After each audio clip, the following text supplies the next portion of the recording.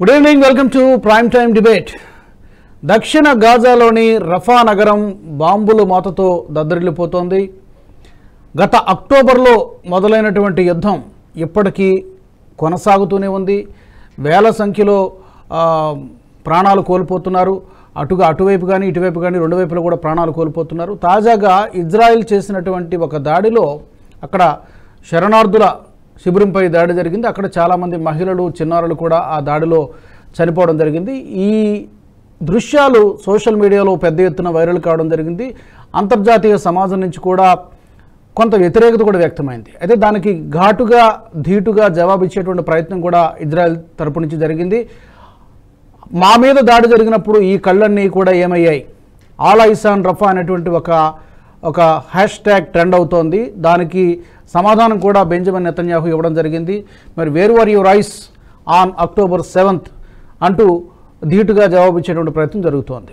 Everything is fair in war and love అనేటువంటి ఒక నానుడి ఉండనే ఉంది. సో యుద్ధంలో శత్రు శేషం మిగలకూడదు అనేటువంటి భావిస్తున్నట్టుగా కనిపిస్తోంది ఇజ్రాయెల్. మరి యుద్ధం చివరి దశకు చేరుకుందా, లేకపోతే మరికొన్ని రోజుల పాటు కొనసాగేటువంటి అవకాశం ఉందా? ఇంత సుదీర్ఘకాలం యుద్ధం కొనసాగడానికి కారకులు ఎవరు, ఎవరిని తప్పుపట్టాలి? ఈ అంశానికి సంబంధించి రఫాలో ప్రస్తుతం ఏం జరుగుతోంది, ఇంకా ఎంతకాలం కొనసాగేటువంటి అవకాశం ఉంది, చర్చించే ప్రయత్నం చేద్దాం. నాతో పాటు జాయిన్ అవుతున్నారు రిటైర్డ్ కల్నల్ పరమేశ్వర్ గారు, అలాగే retired air force squadron leader professor Kalidas గారు కూడా నాకు లైవ్లో అందుబాటులో ఉన్నారు. కాళిదాస్ గారు నమస్తే అండి. నమస్తే అండి. కాళిదాస్ గారు, ఎగ్జాక్ట్లీ రైట్ నౌ రఫాలో మీకున్నటువంటి సమాచారం మేరకు సిచ్యువేషన్ ఏంటి? ఇంకా ఉద్రిక్తంగానే ఉందా? అంటే ముఖ్యంగా ఈ మధ్య ఆదివారం సోమవారం అనుకుంటా జరిగినటువంటి ఒక దాడిలో కొంతమంది మహిళలు చిన్నారులు కూడా చనిపోనేటువంటి దృశ్యాలు బాగా సోషల్ మీడియాలో వైరల్ కావడం, దాని మీద చాలా వ్యతిరేకత కూడా వ్యక్తం కావడం కొన్ని దేశాలు ఖండిస్తున్నాయి. ఏం జరుగుతుంది ఎగ్జాక్ట్లీ ఇన్ రఫా? ఇందాక మీరు ఇంట్రడక్షన్లో చెప్పినట్టు, సో ఇజ్రాయిల్ చాలా కృతనిశ్చయంతో ఉన్నది హమాస్ అంతు చేద్దామని. అది చాలా విస్పష్టం. ఎందుకు అన్నది మన చర్చలో రకరకాల కారణాలు విశ్లేషించుకుందాం. అందులో అన్ఫార్చునేట్లీ భాగంగా పిల్లలు వాళ్ళ మీద బాంబు దాడులు జరగటం, ఇది చాలా బాధాకరం, శోచనీయం. ఎక్కడ ఏ యుద్ధతంత్రంలో ఓకే సైనికాధికారులు పోట్లాడతారు, వాళ్ళు మరణించటం, అవతల వాళ్ళు బతకటం, ఇట్ ఆల్ హ్యాపెన్స్. కానీ ప్రత్యేకంగా అందులోనూ శరణార్థి శిబిరాలలో ఎక్కడ మనం జెనీవా కన్వెన్షన్స్ తీసుకున్నా, యుద్ధానికి సంబంధించి రెడ్ క్రాస్ తీసుకున్నా, యుఎన్ఓ రెజల్యూషన్స్ తీసుకున్నా కూడా ఎక్కడ యుద్ధంలో పాల్గొననటువంటి సామాన్య ప్రజలు కానీ, అందులోనూ స్త్రీలు పిల్లలు, మరీ అందులోనూ శరణార్థి శిబిరాల పైన దాడి చేయటం అన్నది డెఫినెట్లీ చాలా బాధాకరము, చాలా సీరియస్ ఇష్యూ. అయితే అసలు ఎందుకు పరిస్థితి అక్కడ దాకా దిగజారింది? ఇప్పుడు రెండు చేతులు కలవని చప్పట్లు రావు. మీరు చెప్పినట్టు ఏదో చిన్న చిన్న సంఘటనల మినహా క్రితం అక్టోబర్ 7th నాడు పెద్ద ఎత్తున పాలస్తీనా విరుచుకుపడింది, రాకెట్లతో విరుచుకుపడింది. బార్డర్ దాటి అక్కడ పండగ చేసుకుంటున్న వాళ్ళని అనూహ్యంగా చంపటం జరిగింది, వాళ్ళని బందీలుగా తీసుకువెళ్ళటం జరిగింది. మరి అందులో కూడా స్త్రీలు పిల్లలు ఉన్నారు. చెప్తున్న దాని ప్రకారం సుమారుగా 1100 మంది చనిపోయారు ఆ రోజు అటాక్లో. మరి ఈ రోజు మాట్లాడుతున్నటువంటి ఈ నోళ్ళన్నీ ఏమైపోయినాయి, అప్పుడు మీ కళ్ళు ఎక్కడికి పోయినాయి అని చెప్పి బెంజమిన్ నెతన్యాహు క్వశ్చన్ చేస్తున్నారు చాలా సీరియస్గా. న్యాచురల్గా ఇప్పుడు ఎప్పుడైనా సరే వన్ సైడెడ్గా మాత్రమే ఉండదు, చాలా ఎక్కడో ఒకటి చిన్న కారణం ఉంటుంది. పెద్ద కారణమా చిన్న కారణమా అది వేరే విషయం. సో మరి అలా ప్లస్ హమాసు పాలస్తీనా మీద యుద్ధం చేయడం ఇది మొదటిసారి కాదు.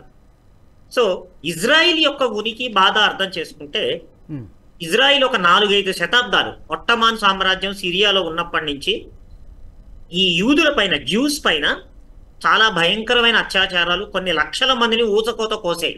చుట్టూ ఉన్నటువంటి అరబ్ అండ్ ముస్లిం దేశాలు వాళ్ళు చుట్టుకొకటి పుట్టకొకటిగా పారిపోయి ఏషియాలో, యూరప్లో, ఆఫ్రికాలో, రకరకాల దేశ ఖండాలు, ఈవెన్ భారతదేశంలో కూడా వచ్చారు. చివరికి వాళ్ళందరూ మళ్ళా సెకండ్ వరల్డ్ వార్లో అమెరికాకి, బ్రిటన్కి చాలా సహాయం చేస్తే వీళ్ళని మళ్ళా ఒరిజినల్గా సెటిల్ చేయాలి అని చెప్పి మొత్తం మీద 1948లో ఒరిజినల్గా ఈ మొత్తం పాలస్తీనా దేశాన్ని వాళ్ళకి కొంత భాగం ఇచ్చినప్పుడు వాళ్ళు దాన్ని ఇజ్రాయెల్ అనే కొత్త పేరు పెట్టుకొని వాళ్ళు అలా దేశం ఏర్పడిన వెంటనే చుట్టుపక్కల 5 దేశాలు 6 దేశాలు జోర్డాన్ మిగతావన్నీ కలిసి ఇజ్రాయెల్ మీద అటాక్ చేస్తే వాళ్ళందరినీ ఓడించాయి. అట్లా ఈ రోజు వరకు ప్రధానమైనవి 5-6 యుద్ధాలు జరిగాయి. ఒక్క యామ్ కిప్పుర్ వార్లోనే కొంచెం దెబ్బతిన్నది.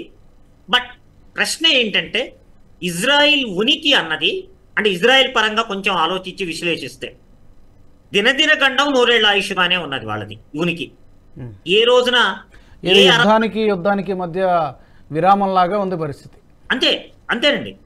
అంటే దాని అర్థం ఏమిటంటే ఇజ్రాయిల్కి వాళ్ళ జీవిత పాఠాలు నేర్పించింది ఏమిటంటే ఇజ్రాయిల్ ఉనికి అన్నది ఏ రోజైనా ప్రశ్నార్థకమే.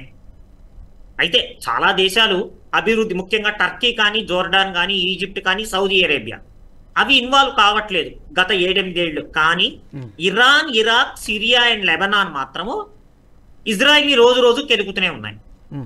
సో ఇజ్రాయిల్ పరంగా వీటన్నిటికీ మూల కారణం ఇజ్రాయిల్ ఫామ్ అయింది. అవేవి ఇజ్రాయిల్ని గుర్తించవు. ఈ ముస్లిం దేశాలు ఏవి ఇజ్రాయిల్ని ఒక దేశంగా గుర్తించట్లేదు. ప్లస్ రెండో ఇష్యూ ఏంటంటే పాలస్తీనా ప్రజలు కానీ, పాలస్తీనా భూభాగం కానీ ఎవరిది, ఇది ఇజ్రాయెల్ ఆక్యుపై చేసేసింది అన్నది వాళ్ళ వాదన. సో పాలస్తీనాకి మద్దతుగా అట్ ద సేమ్ టైం అసలు ఇజ్రాయెల్ అనే దేశం ఉనికి కూడా వాళ్ళకి చాలా కంటగింపుగా ఉంది. అది కంటిన్యూ అవుతుంది. సో ఇది పాలస్తీనా వాళ్ళు మామూలుగా స్వతంత్రోద్యమమో అలాంటివన్నీ కాక 10-12 ఏళ్ల క్రితము ప్రత్యేకంగా ఈ టెర్రరిస్ట్ ఆర్గనైజేషన్ హమాస్ అనేది బయటకు వచ్చింది. అంటే వాళ్ళ తరఫున మేము యుద్ధం చేస్తే తప్ప ఇజ్రాయిల్ మా దేశం మాకివ్వరు, మా ముక్క కనీసం గాజా అటు వెస్ట్ బ్యాంక్ కూడా పాలస్తీనా కిందే ఉంది అఫీషియల్గా. సో ఈ 2 ముక్కలు మాకు ఇచ్చేస్తే చాలు అన్నది.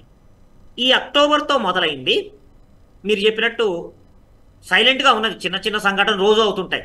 వాళ్ళ దగ్గర నుంచి కాల్పులు, వీళ్ళ దగ్గర నుంచి 1200 మంది దాకా చనిపోవటం, వీళ్ళు అవకాశం దొరికింది అని విరుచుకుపడటం, చివరికి ఎక్కడ దాకా వచ్చింది శరణార్థి శిబిరాలలో ఉన్న వాళ్ళని కూడా వదలము. అసలు ఎందుకు వాళ్ళ మీద బాంబింగ్? అంటే ఆ మాత్రం ఇంగిత జ్ఞానం లేకుండా యుద్ధం చేస్తుందా? కాదు. ఇజ్రాయిల్ వాదన ఏంటంటే ఈ హమాస్ టెర్రరిస్టులు ఏదో విడిగా వాళ్ళ స్థావరాలు, వాళ్ళ బిల్డింగ్స్ లో కాకుండా సామాన్య ప్రజలతో కలిసి కూడా ఇంకా మమ్మల్ని నాశనం చేయాలి, రకరకాల ప్రణాళికలు రచిస్తున్నారు అన్నది ప్రధానమైన ఆరోపణ. అందులో భాగంగా వాళ్లకు దొరికిన intelligent reports, satellite pictures, what ever intelligence sensors రకరకాలు ఉన్నాయి, దాన్ని పెట్టుకొని అటాక్ చేస్తున్నారు. లేదా ఒక రెండో హెచ్చరిక ఉంది, తేడా వస్తే మేము చిన్న పిల్లల్ని, ఆడవాళ్లను కూడా వదనము అనేటువంటి ఒక భయంకరమైన నీచమైన హెచ్చరిక అనుకోండి, అది కూడా పంపిస్తున్నారు. అంటే చివరికి ఏమైపోయిందంటే రెండిటికి చావో రేవో అన్న పరిస్థితి వచ్చింది. ఈ రోజు ఇజ్రాయెల్ ఎటువంటి కృత నిశ్చయంలో ఉందంటే ఇందాక మీరు చెప్పినట్టు స్టార్టింగ్ లో అగ్నిశేషము, రుణశేషము, శత్రుశేషము అనకూడదు. సో ఏ మాత్రం అంటే వాళ్ళని సామాన్య ప్రజలకి ఏమీ కాకుండా వీళ్ళని తుదిముట్టించడం సాధ్యం కాదా? ఎందుకంటే చాలామంది అక్కడ టన్నల్స్ ఎక్కువ ఉంటాయి, అలలు కలిసిపోయారు, వీళ్ళని విడదీసి చూడడం అనేది చాలా కష్టము అని చాలా స్ట్రాటజిక్గా చాలా కష్టం అవుతుందని చెప్తున్నారు. సామాన్యుల ప్రాణాలకు ఏమీ కాకుండా హమాస్ని అంతమొందించలేరా? ఎలా అవుతుంది? ఇప్పుడు వాళ్ళలో అంతర్భాగంలా కూర్చొని, ఇప్పుడు ఉదాహరణకి మన టెర్రరిస్ట్ గ్యాంగ్ నే చూడండి, బహావల్పూర్ లో జైషే మహమ్మద్ హెడ్ క్వార్టర్స్ ఉంది, కానీ పైన కింద మదర్సాలు, చుట్టుపక్కల హాస్పిటల్స్, స్కూల్స్ ఎలా బాంబింగ్ చేయాలి. సో ఇది ఒక ప్రధానమైన లక్షణం. హమాస్ కి తెలుసు. అంటే హమాస్ ఏమనుకుంటోందంటే మేము సామాన్య ప్రజలతో కలిసిపోయి కూర్చుంటే మేము చాలా సేఫ్ జోన్ లోకి వస్తున్నాం అన్న ఐడియాలో వాళ్ళు ఉన్నారు. వాళ్ళకి వేరే ఆప్షన్ లేదు. ఎందుకంటే టనల్స్ ని, ఇతర స్థావరాల్ని, బంకర్లను కూడా ఇజ్రాయెల్ తనకున్న టెక్నాలజీతో లేదా అమెరికా, బ్రిటన్, ఫ్రాన్స్ ఇస్తున్నటువంటి సహకారంతో వాటిని గుర్తించి వాటిని కూడా సర్వనాశనం చేసేసింది. మరి ఇంకా హమాస్ కి వేరే ఆప్షన్ ఏముంది? మామూలు ప్రజలతో గడిచిపోయి కలిసిపోయి అటాక్ చేయటం. అందుకని ఇజ్రాయెల్ నాకు వేరే ఆప్షన్ లేదు, నాకు ఎక్కడ డౌట్ వచ్చి గ్రౌండ్ ఇంటెలిజెన్స్ కానివ్వండి, ఎయిర్ ఇంటెలిజెన్స్ కానివ్వండి, మరి వాళ్ళకి మరి ఇతరత్ర సామాన్య ప్రజలు, మహిళలు, చిన్నపిల్లలు పక్కన పెడదాం, సపోర్ట్ ఇస్తున్నప్పుడు నేను ఎలా సపరేట్ చేయాలి? నా దగ్గర వేరే ఆప్షన్ లేదు అనుకుంటుంది. అంటే ఈ పీఠముడి బిగిసికి పోయింది ప్రస్తుత పరిస్థితి అది. ఓకే. ఈ వీడియో మీకు నచ్చినట్టయితే లైక్ చేయండి, 10 మందికి షేర్ చేయండి. అలాగే కామెంట్ల రూపంలో మీ అభిప్రాయాలను మాతో పంచుకోండి. Nationalist hub group of channels ను సబ్స్క్రైబ్ చేసుకుని తెలుగునాట జాతీయవాద జర్నలిజాన్ని ప్రోత్సహించండి. ఈ వీడియో కింద ఉన్న బెల్ ఐకాన్ పై క్లిక్ చేయడం మర్చిపోవద్దు.